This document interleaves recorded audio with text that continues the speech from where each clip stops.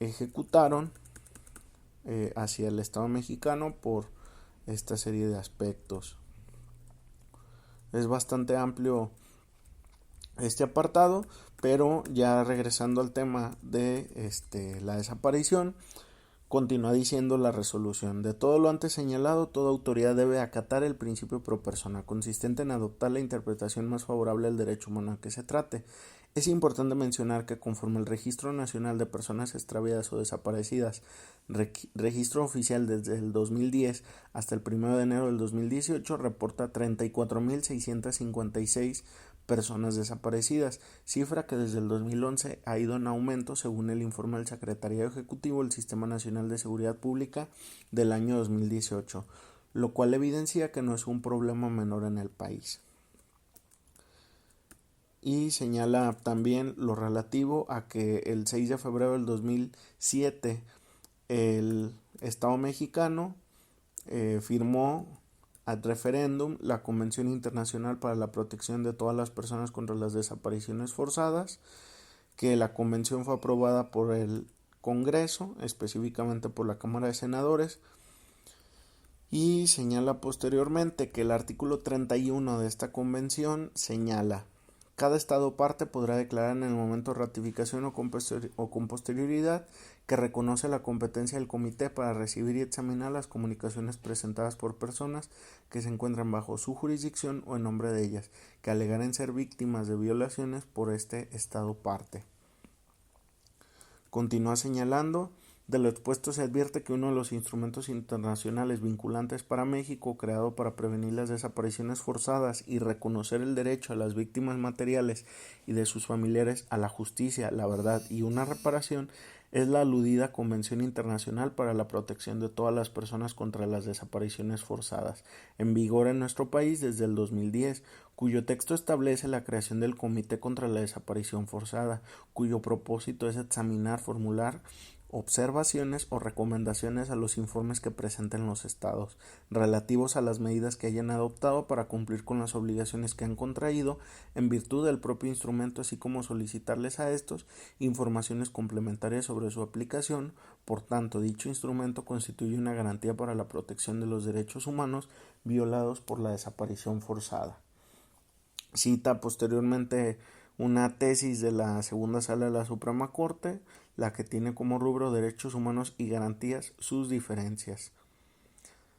Señala más adelante que es necesario hacer algunas consideraciones preliminares. Hay que advertir la complejidad del caso, al cual no solo le resulta aplicable el marco de las víctimas, sino adicionalmente la doctrina interamericana sobre el derecho a la verdad, que tienen las víctimas de violaciones a derechos humanos, y varias disposiciones de la Ley General de Víctimas relacionadas con las víctimas de desapariciones. Aquí nuevamente la resolución, pues en una postura como muy académica, pues hace ahora una descripción de lo que es el carácter de víctimas. Son varias páginas, varios párrafos los que se trata, y se hace una serie de consideraciones argumentativas al respecto. Incluso se citan algunos antecedentes de la Corte Interamericana, como Villagrán Morales y otros contra Guatemala, Bamaca Velázquez contra Guatemala, la masacre de La Rochela contra Colombia, Radilla Pacheco contra México, Fernández Ortega y otros contra México. Y posteriormente pues también se hace como un análisis muy exhaustivo y pormenorizado de lo que es la Ley General de Víctimas en nuestro país. Señala también más adelante: es importante recordar que el reconocimiento de una persona como víctima no solo otorga la posibilidad de acceder físicamente al expediente, sino que también comporta el derecho a obtener copias. Y cita una resolución de la primera sala de la Suprema Corte. Por alguna extraña razón hasta ese número está reservado en la versión pública, algo muy absurdo, porque ni siquiera es la resolución materia del análisis, pero bueno, ya son vicios que tienen los tribunales en ocasiones. Y más adelante ahora sí ahonda en lo que señaló en su momento el Comité contra las Desapariciones Forzadas de las Naciones Unidas en ese caso concreto, y señala una serie de antecedentes. Señala búsqueda de los 3 desaparecidos. Desde marzo de 2016 se han realizado diversas diligencias con el fin de localizar el vehículo que conducían los desaparecidos. El 8 de marzo de 2017 se inspeccionó el Centro Federal de Readaptación Social número 8. El 13 de junio de 2017 la Fiscalía General de Sinaloa acordó convocar a una reunión para establecer un plan integral de búsqueda involucrando tanto autoridades locales como federales. El 22 de junio del 2017 se acordó cotejar los perfiles genéticos de los familiares de los desaparecidos con la base de datos de perfiles genéticos de cadáveres no identificados del Departamento de Genética de la Fiscalía. En julio de 2017 se comenzó a buscar a los desaparecidos en hospitales, centros de rehabilitación, comandancias de policía en las sindicaturas del municipio Ahome. El 4, 5 y 6 de julio del 2017 se llevó a cabo la inspección en otros centros de readaptación social del estado de Sonora. En agosto del 2017 se tuvo previsto comenzar una búsqueda y rastreo post-mortem en fosas clandestinas del municipio de Ahome. Por ello, el Comité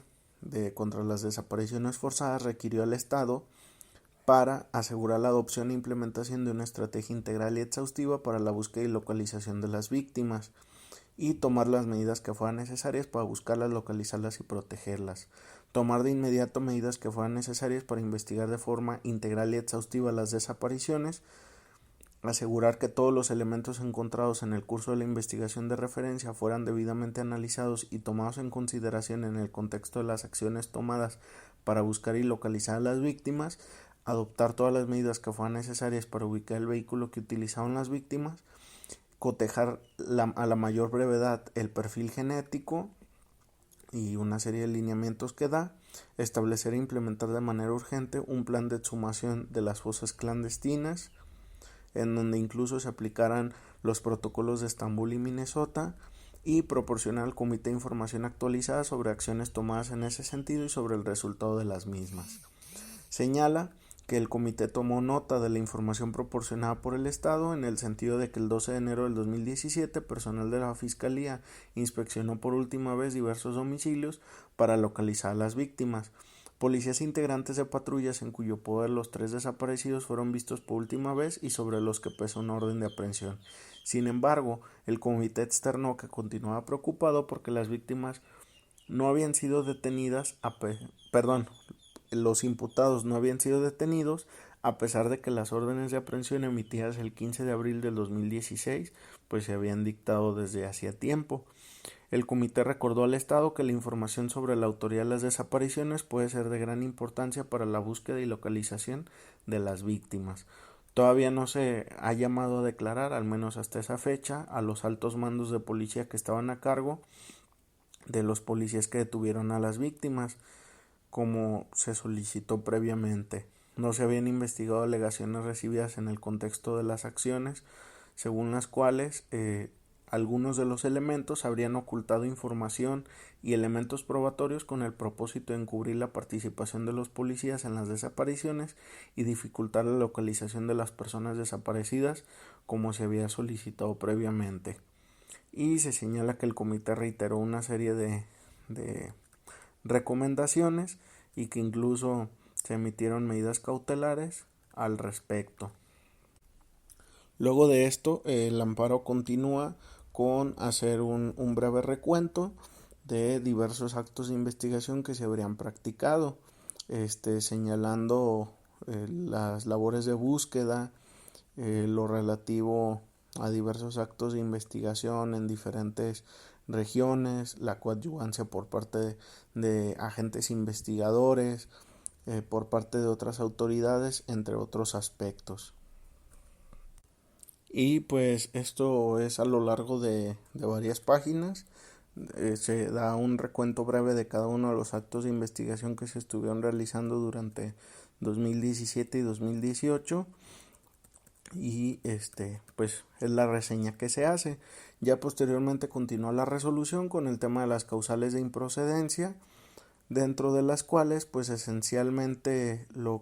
único que resultaría relevante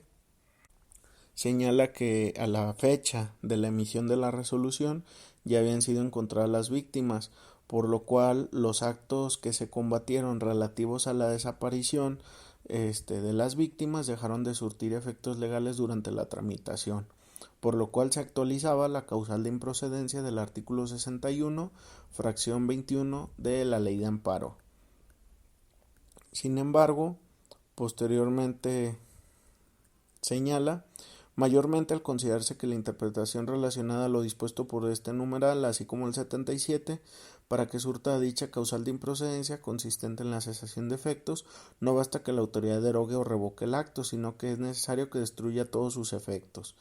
como si se hubiese otorgado el amparo, es decir, como si el acto no hubiese invadido la esfera jurídica del particular o habiéndola irrumpido, la cesación no deje una huella, puesto que el motivo que justifica la improcedencia no es la simple paralización o destrucción de la autoridad, del acto de autoridad, sino la ociosidad de examinar la constitucionalidad de un acto que ya no está surtiendo efectos ni lo surtirá. Y cita una resolución. Se impone decretar el sobreseimiento por lo que ve a esos actos. Sin embargo, con relación a los diversos actos consistentes en la omisión o negativa de coordinar, colaborar e implementar estrategias para cumplimentar y ejecutar las órdenes, acciones de búsqueda tendientes a cumplimentar las órdenes y cumplimiento de las órdenes bajo los lineamientos propuestos por el Comité contra las Desapariciones Forzadas, las partes no hicieron manifestación alguna con relación a las causales, ni el juzgado las advierte de manera oficiosa, por lo cual esos actos sí se van a analizar en el fondo. Y señala posteriormente, son fundados los conceptos de violación, puesto que se han violentado los artículos 17 y 21 de la Constitución Política de los Estados Unidos Mexicanos. Se analizará ese aspecto o esa cuestión, supliendo la deficiencia de la queja. Señala que a efecto de abordar el tópico se tiene presente que la primera sala ha precisado que actualmente se encuentra equiparado en un mismo plano con rango constitucional los derechos del acusado y la víctima. Y continúa señalando la justificación por la cual es que va a suplir la deficiencia de la queja, y más adelante cuando se empieza a entrar vuelve a reiterar esos lineamientos o esas observaciones dadas por el Comité contra las Desapariciones Forzadas en las acciones urgentes 157, 158 y 159 del 2015. Se señala también que pues lo relativo a la Ley General de Víctimas, los diversos preceptos legales, se hace una cita textual de diversos numerales y señala que estos tienen trascendencia en los artículos 1, 17 y 20, apartado B de la Constitución Política de los Estados Unidos Mexicanos y diversos tratados internacionales. Se cita nuevamente el primero y 133, luego se pasa al 7 y 8 de la Declaración Universal de los Derechos Humanos, 17 del Pacto Internacional de Derechos Civiles y Políticos y el 25 de la Convención Americana, y una serie de preceptos que también se vuelven a hacer mención. Posteriormente, en el subsecuente análisis se cita también un criterio con número de registro 2018-355, el cual tiene como rubro reparación del daño a la víctima o ofendido por la comisión de un delito a la luz de los artículos primero, 20, 10, primero y 20 de la Constitución Federal, 10, 11, 459 y 461 del Código Nacional de Procedimientos Penales, 1, 7 y 12 de la Ley General de Víctimas y 25 de la Convención Americana de Derechos Humanos, debe considerarse como un derecho fundamental y como tal susceptible de tutela oficiosa por las autoridades jurisdiccionales. Luego, se señala ahora sí ya de manera tajante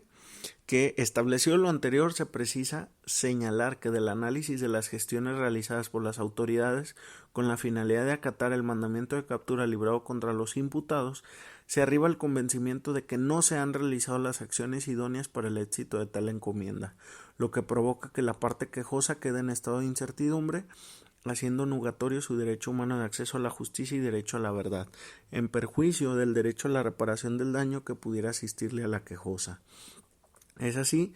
que las responsables han realizado actos aislados y con exceso de transcurso de tiempo entre una acción y otra Por ejemplo, el coordinador general de la Unidad Especializada de Aprehensiones manifestó que se han realizado diversos actos para cumplimentar las órdenes,